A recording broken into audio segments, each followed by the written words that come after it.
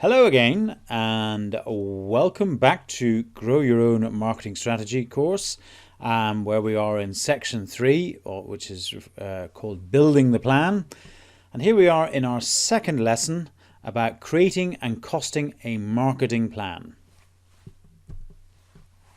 So what are we going to go through in this next 10 or 15 minutes? We're going to cover the basics of how to create and cost a marketing plan in its very, very basic form. Now, this will be based on your existing marketing framework. So, as you can see, we're progressing through a process here. And earlier lessons, you built a marketing framework. So the aim here really is, well, first of all, you need to understand that this is potentially a huge area of effort. But the principles are not complicated, so we'll stick to the basics. So costing a marketing plan, the principles of costing a marketing plan are very simple or very similar to costing anything, and potentially building up certainly the elements required for a cash flow forecast, etc. So what we're going to do here is actually just show you the basics of how I go about it. The next point I make there is marketing plans can be layered in complexity based on variations of target personas and target niches, but the nature of the information required in each layer is pretty similar. So essentially what we're saying is that when you're costing a marketing plan for the entire business, it's actually made up of lots of little elements that are pretty similar.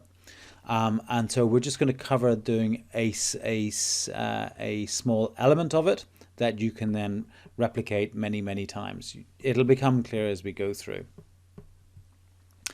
So the first part of creating a plan is go back to your marketing framework that you did in the last lesson.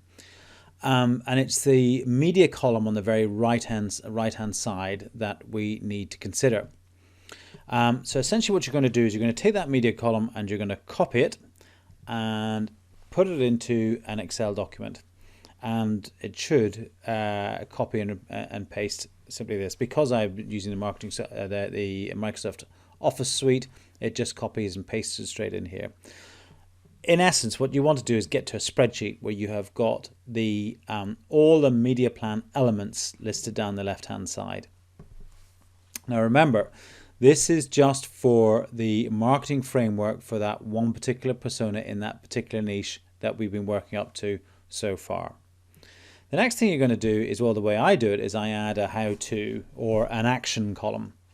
Again, I need to stress that this looks pretty bare because it is, because I'm just putting in some basic examples of how I might do it, and bearing in mind that we're using the requirement from an actual business that was, okay, it's a couple of years old now, but even so, it would be wrong of me to share too much detail on that. So once we have worked out the action of how to, etc.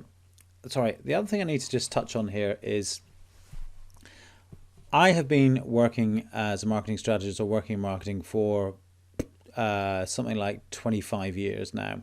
And I started off as an account handler, so this was my bread and butter.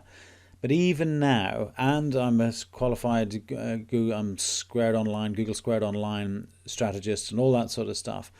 But even now, I still draw on specialist advice when we're doing this. So you may be planning to run Facebook plans and all that sort of stuff. My first piece of advice is don't do it yourself, or in any media, find a specialist in each one of those. And if you're not going to use a specialist to run the campaign for you, then certainly take the advice of a specialist before you start, particularly in the likes of the digital media, because the principles and the tactics change on a very regular basis as they update their platforms.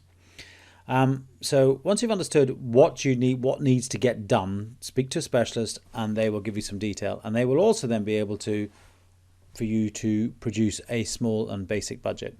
In this particular one, this was a launch campaign for the brand in its very early stages. So that's why we had a launch phase, an ongoing per week phase, the number of weeks it was going to run, and then the average ongoing per month, which meant, of course, that then we could essentially build a cash flow forecast or the cash that was required P&L that was required as well. And there's nothing strange or startling or new there, particularly if you're running a business as it is at the moment. Just stick to the principles of how you would create a budget. Having done the thought exercises of how you're going to, or what you need to do to deliver that media column, then start putting some prices to it and take specialist advice. If you want to just get some ballpark figures, again, yes, you can do that yourself. And so there are a couple of little tricks here, particularly in the digital media one, because I know that's the big one that sort of frightens people. The great thing about using digital media is not only in its forecasting ability, but, well, first off, let's talk about the forecasting ability.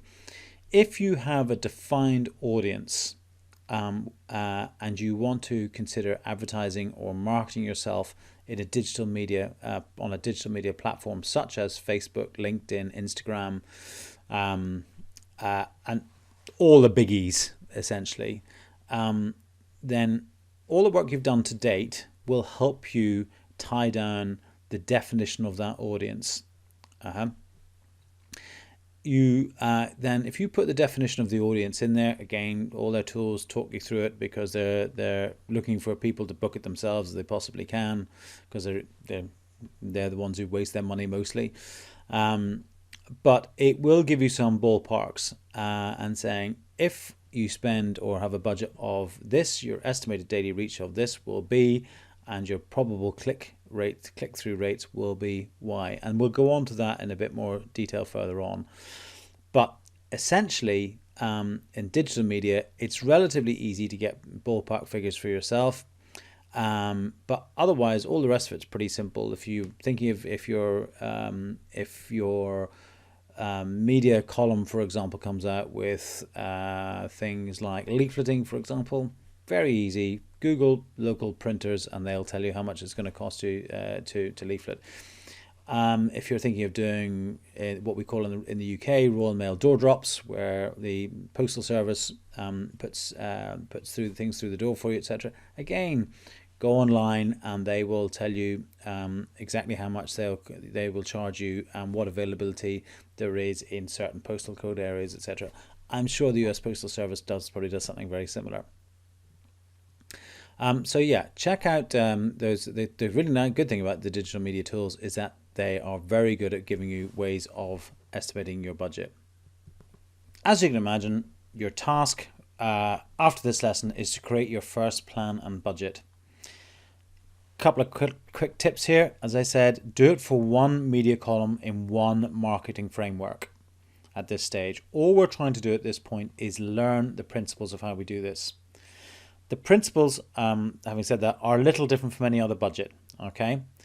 And the last piece of advice is, if you possibly can, speak to a specialist, if at all possible, i.e. a specialist in Facebook or a specialist in Instagram or whatever it may be. Okay.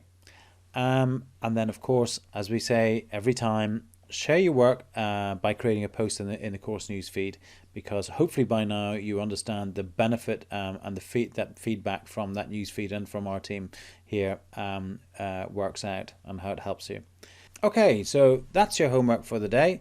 So we look forward to seeing you in the next lesson, where actually we're going to do a summary of this entire section. And I look forward to seeing you then. Thanks very much. Bye-bye.